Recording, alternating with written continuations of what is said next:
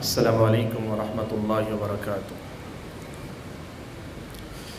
الحمد للہ رب العالمین والصلاة والسلام علی اشرف الانبیاء والمرسلین وعلى آلہ واصحابہ اجمعین ومن تبعهم بإحسان إلى يوم الدین۔ یا ایہا الذین آمنوا اتقوا اللہ حق تقاتہ ولا تموتن الا وانتم مسلمون۔ یا ایہا الناس اتقوا ربکم الذی خلقکم من نفس واحدہ وخلق منها زوجها وبث منهما رجالا كثيرا ونساء واتقوا الله الذي تساءلون به والأرحام إن الله كان عليكم رقيبا۔ يا أيها الذين آمنوا اتقوا الله وقولوا قولا سديدا يصلح لكم أعمالكم ويغفر لكم ذنوبكم ومن يطع الله ورسوله فقد فاز فوزا عظيما۔ أما بعد فأعوذ بالله من الشيطان الرجيم بسم الله الرحمن الرحيم۔ واعلموا أنما أموالكم وأولادكم فتنة وأن الله عنده أجر عظيم۔ محترم صدر اجلاس، ذی وقار علماء کرام، میرے اپنے بزرگوں، نوجوان بھائیوں اور پردہ نشین خواتین اسلام،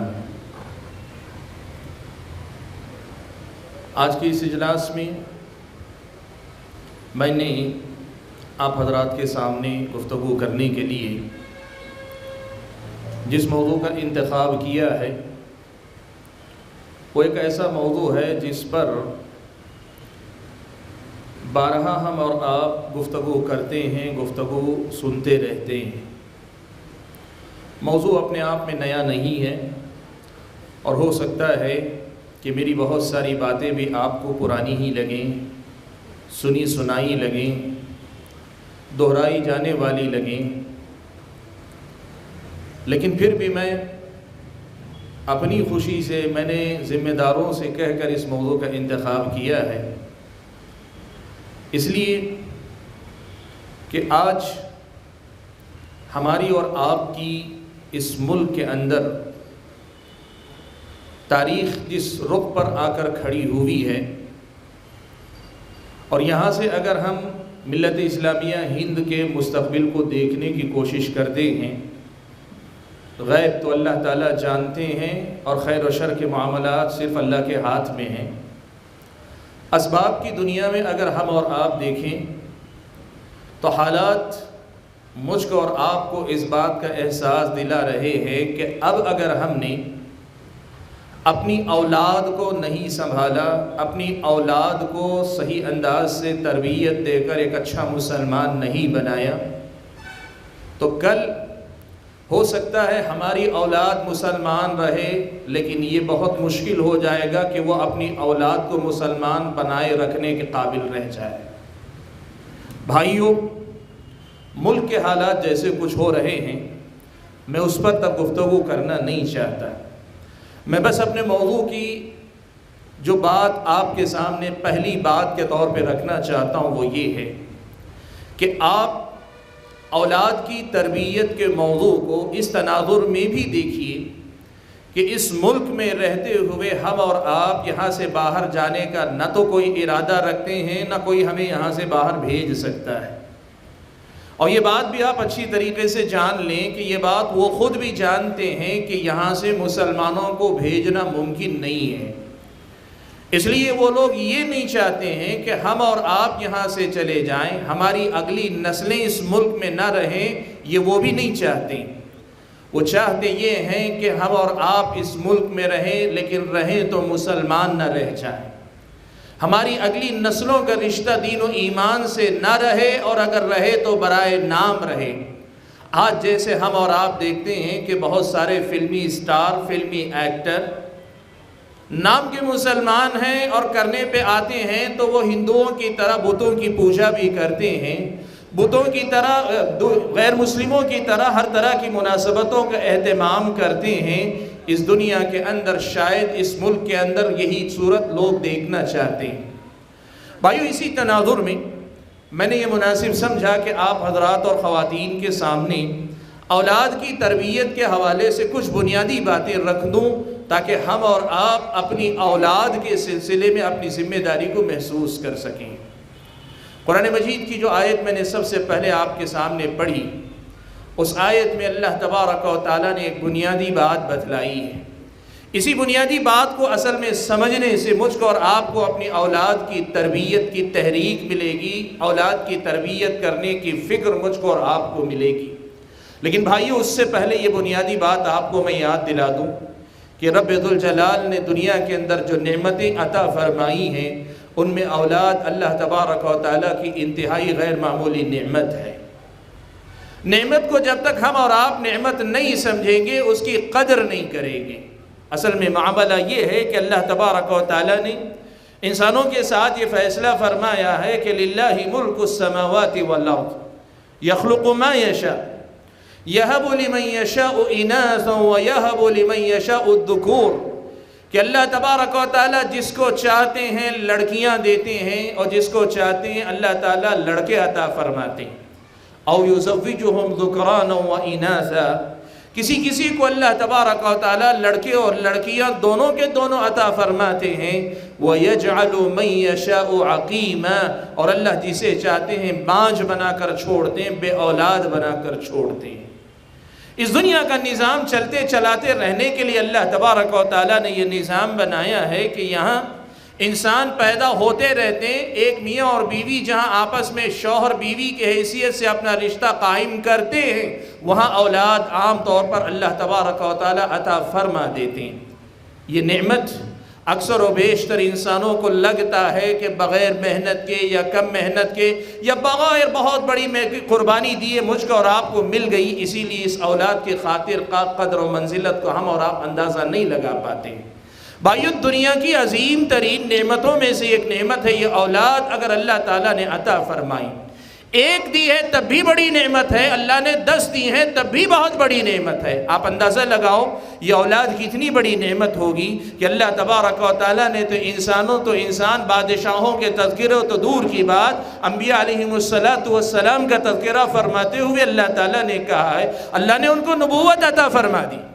دنیا میں ایک انسان کو سب سے بڑا کوئی انعام اگر مل سکتا ہے تو نبوت کا درجہ ہے۔ انبیاء علیہ السلام میں سے بعض کو اللہ تعالیٰ نے نبوت عطا کر دی، لیکن اللہ تعالیٰ نے انہیں بے اولاد رکھا۔ حضرت ابراہیم علیہ السلام لگ بھگ 80 سال تک بے اولاد تھے۔ حضرت زکریا علیہ السلام اپنے بڑھاپے تک پہنچ گئے لیکن ابھی تک بھی بے اولاد ہیں۔ ایسا نہیں ہے کہ نبوت کے مل جانے کے بعد اولاد کی خواہش مر جاتی ہے، ختم ہو جاتی ہے، نہیں۔ نبوت ہے جو صرف اللہ تعالیٰ کی دین ہے، محنت سے نہیں ہوتی، انسان کا کوئی عمل دخل نہیں، لیکن نبوت مل جانے کے بعد بھی اولاد کی کمی کا احساس ایک نبی کو بھی ہوتا ہے۔ پیارے نبی صلی اللہ علیہ وسلم نے جن انبیاء کی سیرتیں بیان کی آپ پڑھ کر دیکھیں، قرآن مجید میں خود اللہ تبارک و تعالیٰ نے حضرت زکریا کے بارے میں یہ بات بیان فرمائی کہ حضرت زکریا علیہ السلام نے اللہ کے سامنے اپنا دامن پھیلا کر دعا کی کہ اللہ تبارک و تعالیٰ مجھے ایسی اولاد عطا کرنا یرثنی و یرث من آل یعقوب، جو میرا وارث بن سکے اور آل یعقوب کا یعنی میرے آبا و اجداد کے نبوت کا جو سلسلہ چلا ہے اس کی وراثت کو آگے بڑھانے کے لیے اے اللہ تعالیٰ مجھے تو اولاد عطا فرما۔ معلوم کیا ہوا؟ اولاد اتنی بڑی نعمت ہے کہ یہ اس سے محرومی انبیاء کو بھی قبول نہیں ہے۔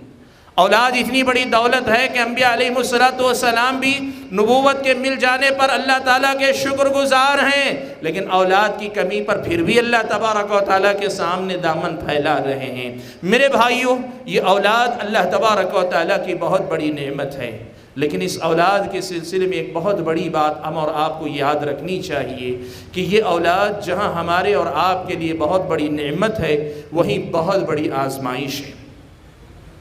والدین کے بارے میں نبی علیہ السلام نے فرمایا ہما جنتک و نارک، یہ تمہارے والدین تمہاری جنت بھی ہیں، تمہاری جہنم بھی ہیں۔ سچائی یہ ہے کہ یہی بات اسلامی شریعت مجھ کو اور آپ کو اپنی اولاد کے بارے میں بھی بتاتی ہے کہ یاد رکھو تمہاری اولاد بھی تمہاری جنت بن سکتی ہے، تمہاری اولاد بھی تمہاری جہنم بن سکتی ہے۔ ہم نے اپنی والدین کو تو وہ درجہ دیا کہ ہم نے کہا کہ یہ ہماری جنت بھی ہو سکتے ہیں، جہنم بھی، لیکن اکثر و بیشتر ہم نے اس حقیقت کو بھلا دیا کہ ہماری اپنی اولاد بھی ہماری اپنی آزمائش کا ذریعہ ہے۔ قرآن مجید کی اس آیت میں جو میں نے آپ کے سامنے پڑھی، اللہ نے یہی تو کہا وَاعْلَمُوا، لوگو جان لو، أَنَّمَا أَمْوَالُكُمْ وَأَوْلَادُكُمْ فِتْنَةٌ، کہ تمہارے مال اور تمہارے اولاد تمہارے لیے فتنہ ہیں، یہ تمہاری آزمائش ہیں۔ وَأَنَّ اللَّهَ عِنْدَهُ أَجْرٌ عَظِيمٌ، لیکن یہ بھی جان لو آزمائش میں کھرے اترے، پورے اترے، تم نے اگر اس آزمائش کے تقاضے کو پورا کیا، جو اجر اللہ کے پاس ملنے والا ہے وہ اجر بھی بہت بڑا ہے۔ بھائیو، اپنی اولاد کو اس حیثیت سے بھی دیکھنے کی سب سے پہلے فکر کریں کہ یہیں سے مجھ کو اور آپ کو اپنی اولاد کی تربیت کی فکر کرنا نصیب ہوگا کہ یہ اولاد میری اور آپ کی جنت اور جہنم کا فیصلہ کرنے میں بڑا اہم کردار ادا کرنے والے ہیں۔ میرے بھائیو، آج ہم اور آپ اپنے پیچھے اچھا نام چھوڑ کر جانا چاہتے ہیں، ہم اور آپ اپنے پیچھے اچھا نام چھوڑ کر جانا چاہتے ہیں۔ دنیا کا ہر آدمی عقل مند آدمی یہی کہتا ہے کہ نیک نامی کے لیے بڑے کارنامے انجام دینے سے زیادہ بڑا کارنامہ یہ ہے کہ نیک اور صالح اولاد چھوڑ کر جاؤ، کہ جن کو دیکھ کر لوگ تمہیں یاد کریں، جن کی اچھائیوں پر لوگ تمہیں دعائیں دیں، جن کی خوبیوں کو دیکھ کر لوگ حوالہ دیں کہ یہ فلاں کی اولاد ہے، یہ فلاں کے گھرانے کا بچہ ہے یا بچی ہے، یہ فلاں کی کا بیٹا یہ بیٹی ہے، ایسی اولاد چھوڑ کر جاؤ۔ بھائیو، آپ نے نام خوب کمایا لیکن اپنے پیچھے اولاد اچھی نہیں چھوڑی، یہی اولاد آپ کی بدنامی کا بھی سبب بنے گی۔ لوگ گالی دیتے دیتے بھی آپ کو یاد کریں گے، لوگ یوں کہیں گے اس کا باپ بڑا اچھا آدمی تھا لیکن یہ بڑا ظالم نکلا۔ سبحان اللہ۔ میرے بھائیو، آپ نیک نام ہونا چاہتے ہیں، اپنے پیچھے اپنا نام اچھا سننا چاہتے ہیں، تب بھی آپ کو یہ کرنا چاہیے کہ اپنے پیچھے اپنی اولاد کو نیک بنا کر چھوڑ کر جاؤ۔ اور اگر دنیا کا نام نہیں چاہیے، اپنے بعد آپ کو نیکیوں کا تسلسل باقی رکھنا ہے، باقیات صالحات کا سلسلہ رکھنا ہے، آپ کو اپنے بعد اجر کو ثواب کا سلسلہ جاری رکھنا ہے۔ نبی علیہ السلام نے فرمایا اولد صالح یدعو لہ، نیک اولاد اپنے پیچھے چھوڑ کر جاؤ کہ تمہاری نیک اولاد کی نیکیاں ان کی بھی نیکیاں ہوگی، اور اگر تمہاری تربیت کی وجہ سے وہ نیک ہو کر نیک عمل کر رہے ہیں تو وہی نیکیاں تمہارے حساب میں بھی برابر لکھی جاتی رہیں گے۔ اور اگر یہی اولاد اللہ تعالیٰ کے سامنے اپنے ہاتھ اٹھائے گی، یہی اولاد اگر اللہ تعالیٰ کے سامنے اگر اپنا دامن پھیلا کر اپنے والدین کے لیے دعا کرے گی، اللہ تبارک و تعالیٰ آپ کے درجات بلند کرتے جائیں گے۔ نبی علیہ السلام فرماتے ہیں کہ جنتی کو جنت میں بھیجنے کے بعد، اس کے مستحق درجات دینے کے بعد بھی پھر اللہ تبارک و تعالیٰ اس کے درجات کو اور بلند فرمائیں گے۔ بندہ پوچھے گا کہ اللہ تعالیٰ حساب و کتاب تو پورا ہوا تھا، میرا جو درجہ بنتا تھا اللہ تعالیٰ آپ نے اپنے فضل و کرم سے دیا تھا، اب یہ مزید درجے کہاں سے بلند ہو رہے ہیں؟ نبی علیہ السلام نے فرمایا اللہ تعالیٰ کہیں گے یہ تمہارے پیچھے رہ جانے والی تمہاری اپنی نیک اولاد جو تمہارے حق میں دعا کر رہی، اس کے بدلے میں یہ تمہیں مزید درجات عطا کیے جا رہے ہیں۔ میرے بھائیوں، اپنے پیچھے اپنی اولاد کو نیک چھوڑ کر جانے کی فکر کرو، یہ تمہاری دینی ضرورت ہے، یہ تمہاری دنیاوی ضرورت ہے۔ اور اس سے آگے بڑھ کر جیسے میں نے اپنے عنوان کی ابتدا میں بات رکھی آپ کے سامنے کہ ملک کے حالات اس بات کا تقاضا کرتے ہیں کہ اپنے قوم کے بچے کو اپنے دونوں ہاتھوں سے سنبھالو، اپنے سینوں سے لگا کر ان بچوں کو تربیت دو، ورنہ مستقبل اتنا خطرناک نظر آتا ہے کہ ان بچوں کی بڑی آزمائش ہونے والی ہے، ان بچوں کے سیدھے ایمان کی آزمائش ہونے والی ہے۔ آج آپ ماب لنچنگ کی بات سنتے ہیں، ماب لنچنگ کے مسئلے کے بہت سارے پہلو ہوں گے، لوگ بہت سارے پہلوؤں پہ بات کریں گے، لیکن وہیں یہ بھی ایک سچائی ہے کہ آج یہ بہت سارے ایمان والوں کے ایمان کی بھی آزمائش ہے کہ وہ اللہ تبارک و تعالیٰ کے دین پر قائم رہتے ہوئے حضرت بلال کی سنت کو زندہ کر سکتے ہیں کہ نہیں کر سکتے ہیں، یہ حضرت عمار کی سنت کو زندہ کرتے ہیں کہ نہیں کرتے ہیں، حضرت سمیہ، حضرت یاسر، وہ مسلمان جو دین و ایمان والے تھے، وہ اصحاب الاخدود جنہوں نے اللہ تعالیٰ کی توحید کی خاطر قربانی دی تھی، اس کی بھی آزمائش ہو رہی ہے۔ اللہ کا فضل و کرم ہے اس ناحیے سے ملت اسلامیہ کے نوجوانوں کے اندر آج بھی یہ بات دیکھی جا رہی ہے، لیکن مستقبل کے تعلق سے بڑے خدشات ہیں۔ کہیں ایسا نہ ہو کہ یہ ڈر جو لوگوں کے دلوں میں بٹھایا جا رہا ہے بڑھتے بڑھتے اس مقام پہ پہنچ جائے کہ جو آج فیشن کے نام پہ اپنے آپ کو مسلمان دکھلانا نہیں چاہتے، کل ڈر کے نام پر کہیں اپنے آپ کو مسلمان کہلوانا چھوڑ نہ دیں۔ آج ہمارے اور آپ کے سماج کے اندر یہ سچائی ہے، بزنس میں نقصان نہ ہو اس لیے زیادہ دینداری کا مظاہرہ نہیں کرتے،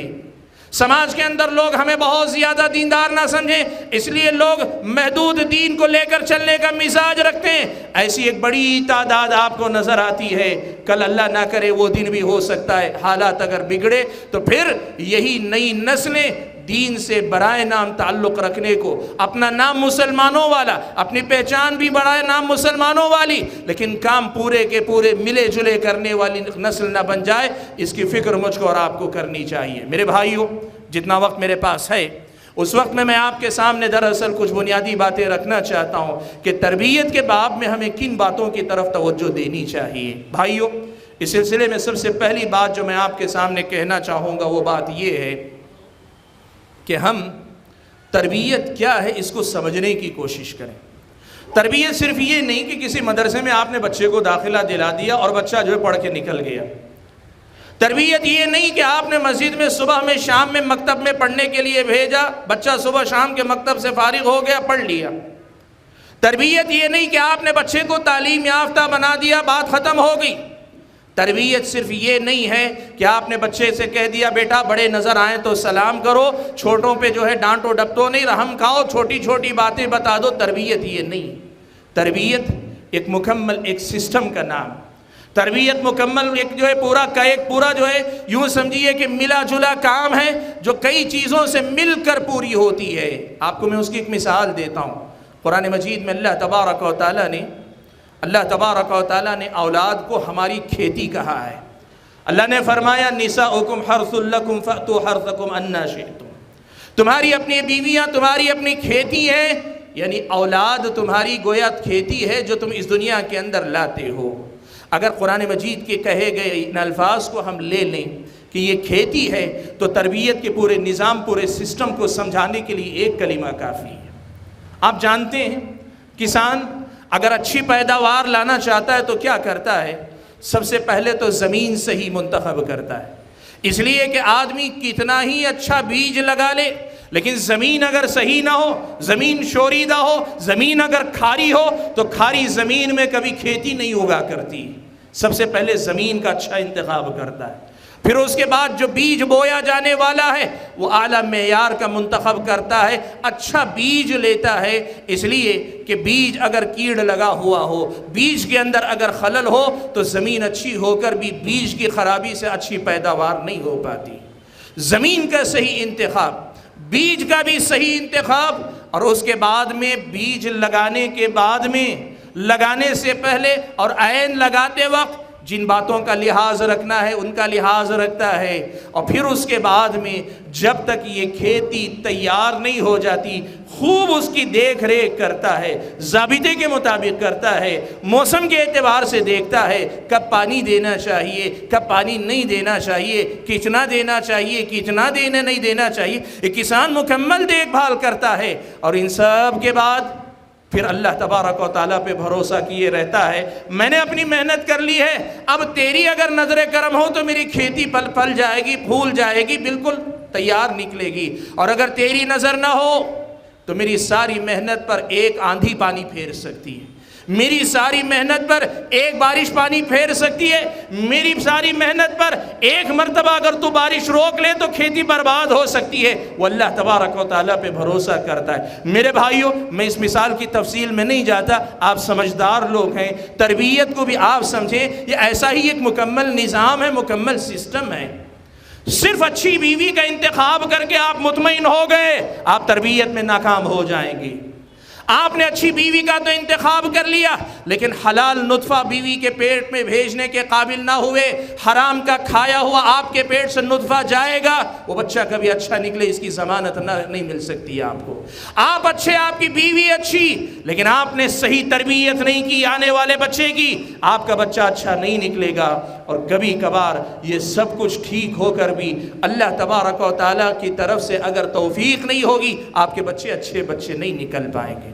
بھائیو سب سے پہلے یہی بات آپ کو یاد دلانا چاہتا ہوں کہ جسے ہم تربیت کر رہے ہیں وہ ایک مکمل سسٹم کا نام، وہ ایک مکمل نظام ہے، وہ چند کاموں کا نام نہیں کہ مکتب میں قرآن پڑھا دیا، مکتب میں کچھ دعائیں یاد کروا لی، ہم نے کہا تربیت کر لی، نہیں، یہ تربیت نہیں۔ تربیت مکمل ایک سسٹم کا نام ہے، مکمل ایک نظام کا نام ہے۔ اس حقیقت کو ہم اور آپ کو اچھی طریقے سے سمجھ لینا چاہیے۔ یہ پہلی بات ہے جو مجھے اس حوالے سے آپ کے سامنے رکھنی ہے کہ ہم اور آپ تربیت کو واقعی معنوں میں تربیت کے معنی میں سمجھیں، ورنہ آج تربیت کا تصور ادھورا ہے تو تربیت بھی ادھوری ہے۔ پہلے ادھورا تصور، پھر ادھوری محنت، تو پھر ظاہر بات ہے نتیجے اور ادھورے ہی نکلیں گے۔ یہاں تو پورا مکمل تصور لے کر پوری محنت کرنے کے بعد بھی پھل مکمل نکلے گا کہ نہیں نکلے گا، اس کا ڈر ایک کسان کے دل میں ہمیشہ لگا رہتا ہے۔ والدین کو بھی اسی قدر زیادہ فکر مند اپنی اولاد کے سلسلے میں رہنا چاہیے۔ دوسری بات جو میں آپ کے سامنے کہنا چاہتا ہوں تربیت کے سلسلے میں، میرے بھائیو ایک حقیقت یہ بھی یاد رکھو،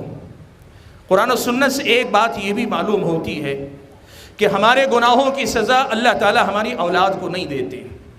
ہمارے گناہوں کی سزا اللہ تعالی ہماری اولاد کو نہیں دیتے۔ اللہ تزر وازرۃ وزر اخری وان لیس للانسان الا ما سعی، ہمارے گناہوں کا بوجھ ہمارے بچے نہیں اٹھاتے۔ ایک بات لیکن اسلام نے یہ ضرور کہا ہے کہ ہماری اپنی اچھائی ہمارے بچوں کو اچھا بناتی ہے، ہماری نیکی ہمارے بچوں کو فائدہ پہنچاتی ہے۔ تربیت کے باب میں یہ بات بڑی اہم ہے کہ باپ اگر بے نمازی ہو، باپ اگر جو ہے دیندار نہ ہو، بے دین قسم کا ہو، باپ غلط عادتوں کا عادی ہو، باپ الگ الگ قسم کے کاموں میں الجھا ہو اور پوری محنت کرے، پوری کوشش کرے، بھئی میں اپنی بدعمالیوں کا سایہ اپنے بچوں پہ پڑنے نہیں دوں گا، میں اپنے بچوں کو واقعی معنوں میں تربیت دے کر بہت نیک بناؤں گا، آدمی کو یہ سمجھ لینا چاہیے آپ نیک ہوں گے، آپ کی نیکی اس تک پہنچے گی، لیکن اگر آپ نیک نہیں ہوں گے تو آپ کا نیک نہ ہونا اس بچے کی تربیت میں ایک بڑا اہم کردار جو ادا کر سکتا تھا وہ کردار ادا نہیں ہو پائے گا۔ میں آپ کو بتاؤں قرآن مجید کے اندر اللہ تبارک و تعالیٰ نے حضرت موسیٰ و خضر کا واقعہ جہاں نقل کیا، اس میں اللہ نے یہ بھی ایک بات بیان فرمائی، کہا کہ ایک دیوار کو ان دونوں نے گرنے سے بچا لیا تھا، وہ دیوار تو یتیم بچوں کی ملکیت تھی۔ اللہ تبارک و تعالیٰ نے حضرت خضر کو اس کی جو توفیق دی یا اس کی جو ہدایت دی وہ کس لیے دی؟ کہا اس لیے کہ یہ دونوں کے دونوں بچے یتیم ہیں، وَكَانَ أَبُوهُمَا صَالِحًا، لیکن ان کا باپ بڑا نیک آدمی تھا۔ باپ کی نیکی کا فائدہ یہ ہوا کہ اللہ تعالیٰ نے یتیم بچوں کا سہارا حضرت خضر علیہ السلام کو بنا دیا۔ میرے بھائیو آپ کی نیکی آپ کے بچوں تک پہنچے گی، اسی لیے نیکیاں اس جذبے کے ساتھ بھی کیا کرو کہ ہم نیک ہوں تاکہ ہماری نیکی ہمارے بچوں پر اثر انداز ہو سکے۔ آپ کہتے ہیں نا میں اچھا کماؤں گا تاکہ میں بھی خوشحال رہوں، میرے بعد میرے بچے خوشحال رہیں، میں بے نیاز رہوں، میرے بعد میرے بچے بے نیاز رہیں۔ یہی معاملہ نیکیوں کا بھی ہے کہ میں نیک رہوں تاکہ میرے بعد میری نیکی میرے بچوں پر بھی اثر انداز ہو سکے۔ سبحان اللہ، حضرت عبداللہ ابن مسعود رضی اللہ تعالیٰ عنہ کا یہ اثر، اور یہ بات صرف حضرت عبداللہ ابن مسعود کے بارے میں نہیں، متعدد صحابہ و تابعین وغیرہ کے سلسلے میں وارد ہے۔ حضرت عبداللہ ابن مسعود رضی اللہ تعالیٰ عنہ کا یہ معاملہ نقل کیا گیا ہے، رات میں اٹھ کر تہجد پڑھا کرتے، تہجد پڑھتے پڑھتے اپنے چھوٹے بچے کو جو سویا ہوا دیکھتے تھے تو کہتے تھے من اجلی کا یا بنی، من اجلی کا یا بنی، اے میرے بیٹے آج جو یہ میں لمبی لمبی عبادتیں کر رہا ہوں اس لیے کر رہا ہوں کہ میری عبادت کا فائدہ تجھے بھی مل سکے، میری عبادت کا فائدہ تجھے بھی مل سکے، تیری خاطر آج میں یہ رات جگہ کر رہا ہوں، آج راتوں میں جاگ کر عبادت اس لیے کر رہا ہوں، میں چاہتا ہوں کہ میری نیکی کا اثر تیرے اندر بھی منتقل ہو۔ بھائیو تربیت کا ایک بڑا اہم باب ہے جو آج ہمارے سماج کے اندر مفقود ہے۔ باپ خود سدھرنا نہیں چاہتا، بیٹے کو سدھارنا چاہتا ہے، ماں سدھرنا نہیں چاہتی، بیٹے کو سدھارنا چاہتی ہے، باپ خود نمازوں کے لیے نہیں جاتا، بچے کو نماز پڑھانا چاہتا ہے، ماں خود وقت پہ پابندی نہیں کرتی لیکن بیٹی کو نمازی بنانا چاہتی ہے۔ یاد رکھو میرے بھائیو، تربیت میں ایک بڑا حصہ یہ ہے کہ آپ کی نیکی کا اثر آپ کی اولاد تک پہنچتا ہے، اور یہ پہنچنا چاہیے، یہ میری اور آپ کی ذمہ داری بنتی ہے، اس بات کا بھی مجھ کو اور آپ کو خیال رکھنا چاہیے۔ ایک بات اور بھی آپ کے سامنے ذکر کرنا چاہتا ہوں میرے بھائیوں، تربیت کے باب میں ہمارے سماج کے اندر بڑی افراط و تفرید کا ہم اور آپ شکار ہیں۔ کچھ والدین ہیں جو بچپن سے بچوں پر اتنی سختی کرتے ہیں، ان کو لگتا ہے کہ اچھی تربیت کے لیے ضروری ہے کہ بچوں کو خوب مارا پیٹا جائے، ڈرا کے رکھا جائے، دھمکا کے رکھا جائے کہ ذرا سا آنکھیں تیز کریں تو بچے سہم جائیں، دب جائیں۔ اور کچھ والدین یہ سمجھتے ہیں کہ نہیں، بچوں سے محبت کرنی چاہیے، اتنی محبت ہوتی ہے کہ محبت ہی میں بچہ ساری زندگی نکال لے جاتا ہے، کس قدر زیادہ بگڑ جاتا ہے اندازہ نہیں۔ اس سلسلے میں آپ کے سامنے ایک بات رکھوں، عبد الملک ابن مروان کا ایک جملہ ہے، یہ عربوں کے رواج کی روشنی میں اس نے کہا ہے، لیکن میں آپ کے سامنے یہ بات کہوں کہ یہ جو بات عبد الملک ابن مروان کی ہے، شریعت اسلامیہ کی عمومی دلائل سے اس بات کی تائید ہوتی ہے۔ وہ کہتے ہیں اپنے بچوں کی تربیت کا طریقہ یہ ہونا چاہیے کہ داعب ابنک سبعا وأدبہ سبعا وصاحبہ سبعا ثم اترک الحبل علی غاربہ۔ وہ کہتے ہیں کہ اپنے بچوں کو جو ہے 7 سال تک خوب لاڑ پیار کرو، 7 سال تک بچوں کے ساتھ لاڑ پیار ہونا چاہیے۔ ایک بچے کی صحیح نشو و نما کے لیے اسے پیار کرنا، اسے بوسہ دینا، کبھی اس کے ساتھ کھیلنا، اسے کھلانا، لاڑ پیار، اور کبھی جو ہے اسے ڈرانا، اور ڈرانا بھی ایسے کہ جس کے اندر شفقت کا پہلو رہے، یہ دونوں چیزیں اس کو مداعبت کہتے ہیں۔ داعب ابنک سبعا، یہ ملی جلی کیفیت 7 سال تک رہے۔ پھر کہا وأدبہ سبعا، 7 سے لے کے 14 سال تک بچے کے ساتھ معاملہ یہ ہونا چاہیے کہ اسے آداب سکھاؤ، جینے کا سلیقہ سکھاؤ، کھانا پینا، اٹھنا بیٹھنا، چلنا پھرنا، لوگوں کے ساتھ معاملات کرنا، یہ زندگی جینے کے جتنے سلیقہ ہے، جتنے آداب ہیں، یہ 7 سے 14 سال کے درمیان بچے کو مکمل آ جانے چاہیے۔ اور اس کے بعد کہا وصاحبہ سبعا، پھر 14 سال سے 21 سال کی عمر تک اپنے بچے کو اپنے ساتھ رکھا کرو۔ اہل علم نے لکھا کہ اس کا مطلب یہ کہ اپنی نگرانی میں رکھا کرو، کسی ذمہ داری پر رکھو، تم کوئی کام کرنے جا رہے ہو اپنے بچے کو اپنے ساتھ لے کر جاؤ تاکہ تمہارا تجربہ تمہارے بچے کے اندر منتقل ہو۔ تم تاجر ہو، تمہاری مہارت اپنے بچے کے اندر منتقل ہو، تم ذمہ دار ہو، ذمہ داری کی وہ صفات تمہارے بچے کے اندر منتقل ہو، جو تمہاری خوبیاں ہیں باپ کی حیثیت سے اپنے بچے کے اندر منتقل کرنے کی کوشش کرو۔ اگر یہ تینوں مراحل متوازن انداز میں اپنے اپنے وقت میں طے پا جاتے ہیں، کہ ثم اترک الحبل علی غاربہ، اگر یہ صحیح ہو جائیں تو پھر تمہیں فکر کرنے کی ضرورت نہیں، یہ بچہ کہیں بھی جائے گا یہ کامیاب ہوگا۔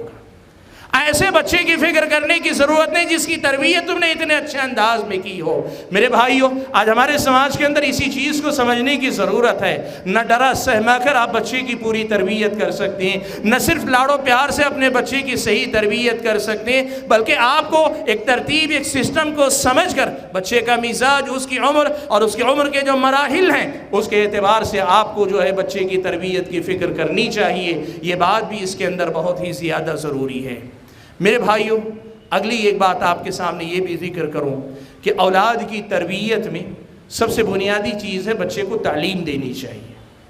بہت سارے والدین ایسے ہیں جو بچوں کی تعلیم کو صرف معاش سے جوڑ کر دیکھتے ہیں۔ وہ سمجھتے ہیں کہ بچہ اگر پڑھے گا تو کمائے گا، اور اگر اسے کمانے کی ضرورت ہے، ہماری چھوڑی جائیداد بہت ساری ہے، یہ ہمارا اپنا کاروبار ہے، بچہ ہمارے بعد ہمارا کاروبار سنبھال لے گا، تو پھر ایسے والدین اپنے بچوں کی تعلیم کی طرف سے غفلت برتتے ہیں۔ یاد رکھیں، تعلیم روح کی غذا ہے۔ آپ کے کھلائے ہوئے نوالے سے بچے کا جسم بڑھتا ہے، لیکن آپ کی دی ہوئی تعلیم سے بچے کے دل و دماغ کی نشو و نما ہوتی ہے، اس کی سمجھ کو غذا ملتی ہے، اس کی سوچ سدھرتی ہے، سنورتی ہے۔ آپ اپنے بچے کو جس قدر جسمانی طور پہ مضبوط کرنا چاہتے ہیں، تعلیم کے ذریعے اس بچے کو اسی قدر زیادہ باطنی طور پر اس کی شخصیت کو پروان چڑھانے اور اس کے دل و دماغ کو طاقت دینے، تقویت پہنچانے، اور اسے اسی قدر زیادہ سلجھا ہوا انسان بنانے، اور دوسرے الفاظ میں اگر کہیں انسانیت کا سبق پڑھانے کی کوشش کریں۔ اور ہم اس سے آگے بڑھ کر آپ سے یہ کہیں گے، یہ تعلیم صرف انسانیت کا سبق پڑھانے تک کی نہیں، بلکہ اسے اس کے رب کی پہچان دینے والی تعلیم دے، اسے اس کے نبی کی پہچان دینے والی تعلیم دے، اور اسے اس کے دین کی پہچان دینے والی تعلیم دیں۔ یاد رکھیں، وہ ماں باپ جو اپنے بچوں کو بھوک و پیاس سے مار دیں، وہ اتنے بڑے ظالم نہیں ہیں جو جتنے بڑے ظالم وہ ماں باپ ہیں جو اپنے بچوں کو صحیح تعلیم نہیں دے سکتے، نہیں دلوا سکتے۔ اس سوچ کو آپ نکال باہر کیجئے۔ تعلیم کا تعلق معاش سے بنیادی طور پہ نہیں ہے، کبھی اللہ تعالیٰ تعلیم کے سہارے معاش دے دے تو یہ اللہ کا فضل ہے، ورنہ تعلیم اصل میں یہ ہماری اور آپ کی روح کی غذا ہے، یہ میرے اور آپ کے دل و دماغ کی ضرورت ہے، یہ ہمارے جسم سے بڑھ کر، ہماری بھوک اور پیاس سے بڑھ کر ہماری تعلیم کی بھوک شدید ہونی چاہیے، اس تعلیم کی ہم اور آپ کو فکر کرنی چاہیے۔ میرے بھائیوں، تعلیم کے سلسلے میں جو کوتاہی ہمارے سماج میں ہے، آج ہمارے سماج کے سدھرنے یا نہ سدھرنے کے اندر اس تعلیم کا بہت بڑا اثر ہے۔ ابھی مجھ سے پیش رو مقرر نے آپ کے سامنے توحید کے حوالے سے بات کی، سماج کے بہت سارے بدعقیدگیوں کا تذکرہ کیا۔ میں آپ کو ایک بات بتانا چاہتا ہوں، یاد رکھو، یہ بدعقیدگیاں جہالت کے ساتھ زیادہ پنپتی ہیں۔ یہ بدعقیدگیاں، بد اخلاقیاں، بد کردار لوگ یہ جہالت کے اندر، جہالت کے ماحول کے اندر زیادہ پنپتے ہیں، زیادہ طاقتور ہوا کرتے ہیں۔ تعلیم انسان کو سمجھدار بناتی ہے۔ پھر کچھ لوگ ایسے ہیں علم حاصل کر کے بھی نہ سمجھ رہے ہیں تو اللہ کی مرضی ہے، ورنہ عام طور پہ تعلیم اسلامی شریعت مجھ کو اور آپ کو بتاتی ہے یہ انسان کے سامنے اللہ تعالیٰ کی معرفت کے دروازے کھولتے ہیں۔ یہی وجہ ہے کہ اسلام کی سب سے پہلی وحی نازل ہوئی تو کہا اقرأ بسم ربک، سب سے پہلے تم اپنے رب کے نام سے پڑھو، اس لیے کہ تعلیم دراصل دروازہ ہے اللہ تبارک و تعالیٰ کی معرفت تک پہنچنے کا۔ اپنے بچوں کی تربیت میں تعلیم کی اہمیت کو سمجھیں۔ اور اگلی بات جو میں آپ کے سامنے کہنا چاہوں گا وہ یہ کہ میرے بھائیوں اور میری ماؤں اور بہنوں، آج آپ کے سامنے یہ بات بھی ذکر کروں کہ پرانے زمانے میں تعلیم کا مطلب تربیت تھا، تربیت کا مطلب تعلیم تھا۔ نئے زمانے کے اندر تعلیم الگ ہے، تربیت الگ ہے، اور سچائی یہ ہے کہ نئے زمانوں کے اندر تعلیم گاہوں کے اندر تربیت کا سب سے زیادہ جنازہ اٹھ رہا ہے۔ مجھے معاف کیجیے، میرے ان جملوں کو آپ کسی غلط معنی میں نہ لیں، اس لیے کہ جب ذہن یہ بن گئے کہ تعلیم حاصل کر کے بندے کو نوکری کرنی ہے، روزی روٹی کمانی ہے، تعلیم کا بنیادی مقصد فوت ہو گیا۔ اب تعلیم دے کر والدین بھی مطمئن ہو گئے، نتیجہ کیا ہوا؟ شرم و حیا کا جنازہ بھی تعلیم گاہوں سے نکلتا ہے، عفت و پاک دامنی کا جنازہ بھی تعلیم گاہوں سے نکل رہا ہے، لوگوں کے اندر اخلاق کا جو جنازہ وہ بھی تعلیم گاہوں سے نکل رہا ہے۔ آج یہ صورتحال ہے کہ ہمارے اور آپ کے گھرانوں میں سے بہت سارے ایسے بھی گھرانے ہیں جو اللہ کا فضل و کرم ہے، متدین ہیں، دیندار ہیں، با اخلاق ہیں، با کردار ہیں، لیکن انہی گھرانوں کے بچے تعلیم گاہوں میں جانے کے بعد بگڑتے نظر آتے ہیں۔ میں کیوں کہنا چاہتا ہوں یہ بات بتانا چاہتا ہوں کہ آج کی تعلیم گاہوں کے حوالے کر کے یہ نہ سمجھیں کہ ہمارے بچوں کی تربیت بھی ہو جائے گی۔ سچائی یہ ہے کہ آج تعلیم گاہوں میں بچوں کو بھیجنے کے ساتھ ان کی تربیت سے کی الگ سے فکر کرنے کی مجھ کو اور آپ کو اشد ضرورت ہے۔ مجھ کو اور آپ کو اشد ضرورت ہے کہ ہم اپنے بچوں کی تعلیم کے ساتھ ان کی تربیت کی الگ سے فکر کریں، ورنہ میرے بھائیوں، عربی شاعر نے ایک بات کہی تھی، القا فی الیم مکتوفا ثم قال له ایاک ایاک ان تبتل بالماء، کہ ہاتھ پیر باندھ کر سمندر میں دریا میں پھینک دیتا ہے اور پھر کہتا ہے کہ دیکھنا ذرا بچ کے رہنا کہیں بھیگ بھی نہ جاؤ۔ آج معاف کرنا،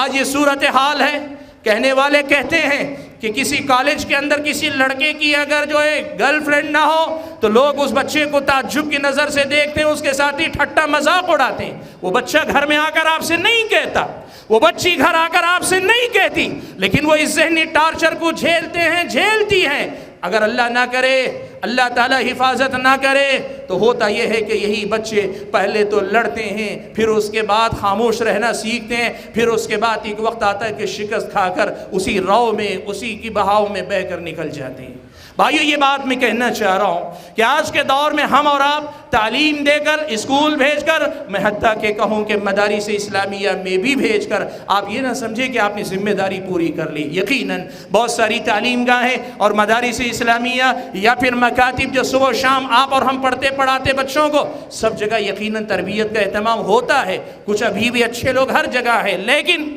جو بات میں سمجھانا چاہ رہا ہوں آپ کے سامنے وہ یہ کہ صرف تعلیم کا انتظام کر کے آپ مطمئن نہ ہو جائیں، سمجھیں کہ تربیت ایک مستقل ذمہ داری ہے جو مجھے اور آپ کو نبھانی ہے۔ میرے بھائیو، تربیت کے باب میں ایک بات اور میں بڑی اہم آپ کے سامنے کہنا چاہتا ہوں، اور وہ بات یہ ہے کہ ہم اور آپ اس بات کو یاد رکھیں کہ ہماری اور آپ کی جو نئی نسل ہے اس کی تربیت میں ایک بڑی اور بنیادی کوتاہی ہم اور آپ کر رہے ہیں۔ وہ کیا ہے؟ ہمارے سماج کے اندر، ہماری مساجد کے اندر مکتب کا نظام بڑا کمزور ہے یا نہیں ہے؟ مکتب کی تعلیم، صبح کا مکتب، شام کا مکتب، جس مکتب میں جا کر بچہ قرآن پڑھنا سیکھتا ہے، دعائیں سیکھتا ہے، روزانہ کے آداب سیکھتا ہے، جس مکتب میں جا کر اللہ کی پہچان اسے ملتی ہے، نبی علیہ الصلوۃ والسلام کا نام جانتا ہے، صحابہ کو پہچانتا ہے، دین اسلام کو پہچانتا ہے، سب سے بڑھ کر یہ کہ خود کے مسلمان ہونے کو جانتا ہے، مکتب کی اس تعلیم کو آج ہمارے سماج کے اندر ہم نے بھلا دیا۔ اور میں بات آپ کے سامنے بڑی ذمہ داری کے ساتھ کہہ رہا ہوں میرے بھائیوں، اگر ہم نے آج مکاتب اسلامیہ کو نہیں سنبھالا، اگر ہم نے اپنے مساجد کے اندر، محلوں کے اندر یہ مکتب کی تعلیم مضبوط نہیں کی، یہ جلسے کسی کام کے نہیں رہ جائیں گے۔ یاد رکھو میرے بھائیوں، بچوں کا ذہن خالی ہوتا ہے، بچوں کا ذہن بڑا ہی سرخیز ہوتا ہے۔ وہ جب بچے ہوتے ہیں اس وقت میں اگر آپ نے ان کو مسلمان بنا لیا، یعنی ان کے دل و دماغ میں اسلام کی محبت بٹھا دی، اللہ کی محبت بٹھا دی، نبی کی محبت بٹھا دی، یہ بچے دنیا کے کسی بھی کونے میں جائیں گے وہ مسلمان باقی رہیں گے، انہیں فخر ہوگا کہ ہاں میں مسلمان ہوں۔ مکتب کا سبق ذہن میں محفوظ ہے، اب تک مکتب کا سبق ذہن میں محفوظ ہے، اب تک مجھ پر نہیں ہوتا ہے اثر اور کسی کا۔ لیکن اگر ہم نے یہ نہیں کیا تو ہوگا یہی کہ ہمارے بچوں کے دل میں اللہ کی معرفت آنے سے پہلے، نبی کی پہچان آنے سے پہلے، اسلام پر عمل کرنے کا جذبہ پیدا ہونے سے پہلے دنیا داری، دنیا کے غلط جذبات، غلط عقائد، غلط افکار گھر کر لیں گے، اور پھر ان کو نکالنے میں کافی محنت نکل جائے گی، پھر نئی تعلیم ہم کہاں سے ان کے دل و دماغ میں بٹھا سکیں۔ میرے بھائیوں، مکاتب کو سنبھالو، اور میں یہ دعوت دینا چاہوں گا، یہاں جماعت کے ذمہ دار حضرات بیٹھے ہیں، یہ ہماری آپ سے درد مندانہ اپیل ہے، ایک مسجد بھی ایسی نہ رہے جس میں مکتب نہ چلتا ہو، اور جس محلے کے اندر مساجد کافی نہ ہو وہاں پر گھروں کے اندر انتظام کرو، لیکن طے یہ کرو، مشن بنا کر کام کرو کہ ہمارے سماج کے اندر ایک مسلم بچہ بھی ایسا نہیں رہے گا جس بچے کو مکتب کی تعلیم نہ ملے یا مکتب کی تعلیم سے محروم ہو، ایسا ایک بچہ بھی نہیں رہے گا۔ اسے مشن بنا کر، مقصد بنا کر کام کیا کرو۔ حاضرین گرامی، یہ ایک بڑا اہم کام ہے جس کو مجھے اور آپ کو کرنا چاہیے، یا جس کی طرف مجھ کو اور آپ کو فوری طور پہ توجہ دینی چاہیے، وہ ہے مکاتب اسلامیہ کا قیام، اور اس کے قیام کے ساتھ ساتھ ان کو مضبوط کرنے اور ان کو مسلسل چلانے کی فکر ہم اور آپ کیا کریں۔ ایک بات اور میں آپ کے سامنے کہنا چاہوں گا، آپ اور میں ایک بات جانتے ہیں، نبی علیہ الصلوۃ نے بچوں کی تربیت کے سلسلے میں ایک بات یہ کہی ہے، مروا اولادکم بالصلاۃ اذا بلغوا 7 واضربوہم علیہا وہم ابناء 10، کہ جب بچے 7 سال کے ہو جائیں نماز پڑھنے کا حکم دیا کرو، جب 10 سال کے ہو جائے اور نماز چھوڑ دیں تو تربیت کے باب سے انہیں مارو۔ اسلامی شریعت نے مجھ کو اور آپ کو یہ ادب سکھایا۔ یہ مسئلے کے طور پر ہم جانتے، لیکن آج آپ کے سامنے ایک بات یہ بھی میں ذکر کرنا چاہتا ہوں، بھائیوں، ایک بچے کی تربیت کا کامیاب ترین جو راستہ ہو سکتا ہے وہ یہ کہ آپ اسے نماز سے جوڑ دیں۔ نماز صرف نماز نہیں ہے، نماز پورا ایک مدرسہ ہے، نماز پوری ایک تربیت گاہ ہے۔ جو بچہ صرف نماز سے جڑتا ہے وہ صرف نماز سے نہیں جڑتا ہے، وہ پورے دین سے جڑ جاتا ہے۔ بھائیو، آج ہمارے اور آپ کے سماج کے اندر نماز کے مسئلے کو ہم نے اہمیت دی ہے کب؟ بچہ جب چھٹی میں گھر پہ ہوتا ہے پابندی سے مسجد کو بھیج دیتے ہیں، بچہ جب شام میں گھر میں رہتا ہے مسجد کو بھیج دیتے ہیں۔ لیکن میرا اپنا آپ سے یہ سوال ہے کہ ہمارے اور آپ کے بچے 10th اسٹینڈرڈ تک بچے پڑھتے ہیں، بہت ساری بچیاں تو اس سے پہلے جن پر نماز فرض ہو جاتی ہے، اور بہت سارے لڑکے ایسے ہیں جن پر نماز یا تو فرض ہو جاتی ہے یا قریب یا کم از کم 10 سال کی عمر سے تو آگے نکل جاتے ہیں۔ ہمارے بچے 10ویں جماعت تک چلے جاتے ہیں لیکن نماز جمعہ انہیں نصیب نہیں ہوتی۔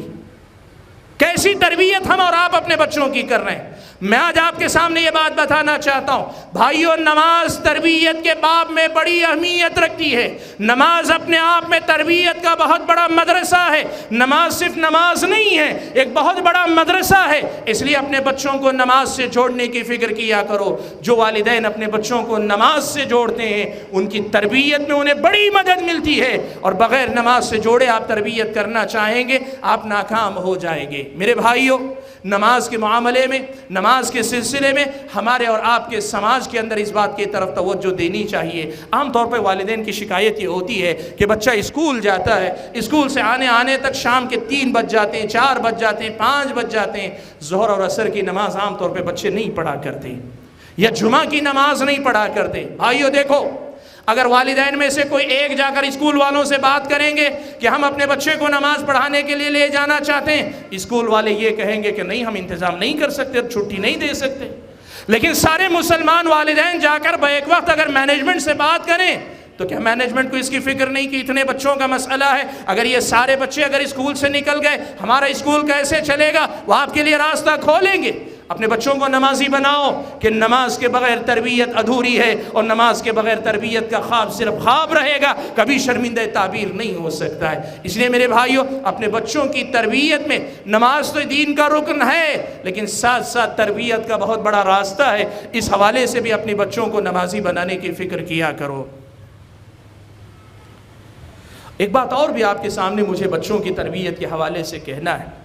ہمارے سماج میں تربیت کے تعلق سے بڑے غلط تصورات بیٹھے ہوئے ہیں، اور ان میں سے ایک تصور یہ بھی ہے کہ بچہ اگر 8 سال کا ہو گیا اب اس کو مارنا نہیں چاہیے، 10 سال کا ہو گیا ڈانٹنا نہیں چاہیے، بچہ بلوغت کی عمر کو پہنچ گیا، بچہ بڑا ہو گیا، اب اس کو ڈانٹنا نہیں چاہیے۔ یاد رکھو، ماں باپ اگر بوڑھے ہو جائیں تو ماں باپ ہی رہتے ہیں، بچہ اگر خود ماں باپ کی زندگی میں بڑھاپے کی دہلیز پہ قدم رکھ رہا ہے تب بھی وہ بچہ ہی ہے، یہ ہم مان کر چلیں۔ اور والدین کو یہ بات سمجھنی چاہیے کہ ان کا حق رہتا ہے کہ جب کبھی بچے کو غلطی کرتے ہوئے دیکھیں اسے ٹوکیں، اسے تنبیہ کریں۔ یہ تصور غلط ہے کہ اتنے سال کا ہو گیا تو ڈانٹیں گے نہیں، اتنے سال کا ہو گیا تو ٹوکیں گے نہیں، اتنے سال کی ہو گئی تو ذرا زور سے بولیں گے نہیں، غلط تصور ہے۔ نبی علیہ السلام کی بیوی ماں عائشہ صدیقہ رضی اللہ تعالیٰ عنہ، نبی علیہ السلام اللہ کے نبی صلی اللہ علیہ وسلم ایک سفر میں، ماں عائشہ صدیقہ رضی اللہ تعالیٰ عنہ کا ہار گم ہو گیا۔ ہار گم ہو جانے کے بعد اللہ کے نبی کو پتہ چلا تو اللہ کے نبی صلی اللہ علیہ وسلم نے کہا کہ ٹھیک ہے، قافلے کو یہیں روک لو۔ قافلہ رک گیا۔ اللہ کے نبی صلی اللہ علیہ وسلم نے صحابہ سے یہ کہا کہ بھئی ہار تلاش کرو۔ ہار تلاش کرنے کے چکر میں نماز کا وقت ہو گیا،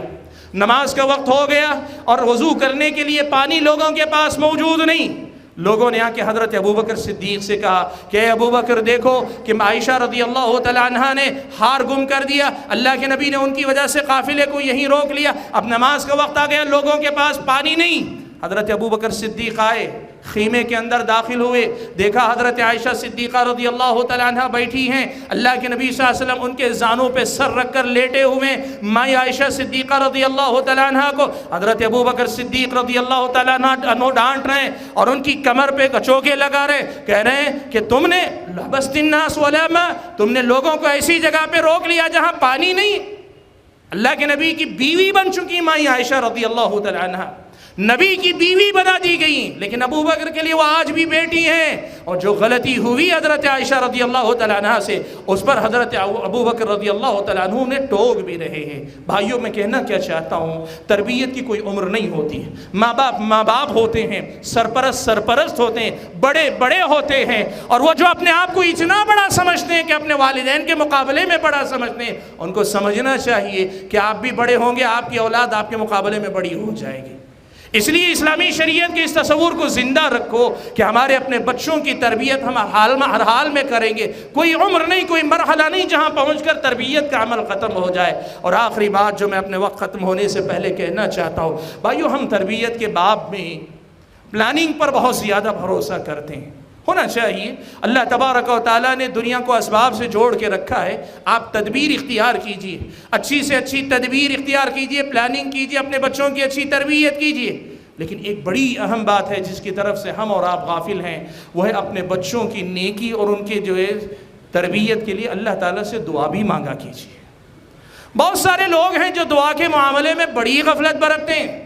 وہ سمجھتے ہیں میں نے فلاں مدرسے میں تعلیم دلوائی ہے، فلاں اسکول میں میں نے رکھا ہے، فلاں عالم کو میں نے اس کی تربیت کے لیے متعین کیا، فلاں کیا۔ آپ نے تدبیر کی ہے، اور تدبیر سے بڑی تدبیر یہ ہے کہ اللہ تبارک و تعالیٰ کے سامنے آپ اپنا دامن پھیلائیں۔ سبحان اللہ، قرآن مجید پڑھ کر دیکھو، انبیاء علیہم السلام کی دعائیں اگر آپ دیکھیں گے تو انبیاء علیہم السلام کی دعاؤں میں ایک نمایاں دعا وہ اپنی اولاد کی نیکی اور ان کے سدھار کے لیے دعا کیا کرتے تھے۔ حضرت ابراہیم علیہ السلام کی یہ دعا اللہ تبارک و تعالیٰ نے قرآن مجید کے اندر نقل فرمائی. وہ دعا کرتے ہیں وَجُنُبْنِي وَبَنِيَّ أَن نَعْبُدَ الْأَصْنَامِ، اے میرے رب میری اور میری اولاد کی حفاظت کر کہ کہیں ہم عبادت کرنے نہ لگ جائیں ان بتوں کی. سبحان اللہ. سلف صالحین میں سے بعض نے حضرت ابراہیم علیہ السلام کی یہ دعا پڑھنے کے بعد ایک جملہ کہا کہ وَمَن يَأْمَنُ بَعْدَكَ يَا ابراہیم، اے ابراہیم آپ تو امام توحید ہیں، اگر آپ اپنے بچوں پر شرک کی طرف سے ڈر محسوس کر سکتے ہیں تو دنیا میں کون مطمئن ہو سکتا ہے کہ وہ شرک سے بچ جائے گا. میرے بھائیوں اپنی اولاد کے لیے دعا کیا کرو. حضرت ابراہیم اپنے لیے دعا کر رہے ہیں ربی انی اسکنت من ذریتی بواد غیر ذی زرع، اللہ تعالیٰ میں نے اپنی اولاد کو اپنی بیوی کو ایسی جگہ پہ چھوڑا ہے جو وادی غیر ذی زرع ہے، قابل کاشت نہیں، بے آب و گیا زمین ہے، لیکن اللہ تعالیٰ تجھ پہ بھروسہ کر کے چھوڑ کے جا رہا ہوں. اللہ کے سامنے دامن پھیلایا کرو. میرے بھائیوں ہم تربیت کے لیے جتنی محنت کرتے ہیں اس کے ساتھ ساتھ اسی قدر اس سے بڑھ کر اللہ تعالیٰ کے سامنے دعا کرنے کی بھی کوشش کریں. جس دن ہم لوگ اللہ تعالیٰ کے سامنے دوا اور دعا یعنی اسباب بھی اختیار کریں گے، دعا بھی کریں گے، ہم اللہ سے امید کرتے ہیں کہ اللہ تعالیٰ ہماری اور آپ کے اولاد کو نیک اور صالح بنائے گا. مجھے باتیں زیادہ نہیں کہنی، یہی کچھ منتخب باتیں تھیں. ویسے جیسے میں نے کہا کہ یہ عنوان اس قدر عام ہے کہ ہم اور آپ نے بارہا سنا ہے، لیکن کچھ اہم باتیں تھیں جن کی طرف مجھے توجہ دلانی تھی، اسی لیے میں نے اس عنوان کا انتخاب کیا. اللہ سے میں دعا کرتا ہوں کہ اللہ تعالیٰ مجھے اور آپ سبھی حضرات اور خواتین کو جو باتیں کہیں سنی گئی ہیں کہنے اور سننے سے زیادہ سمجھ کر عمل پیرا ہونے کی توفیق عطا فرمائے. آمین. وآخر دعوانا الحمدللہ رب العالمین.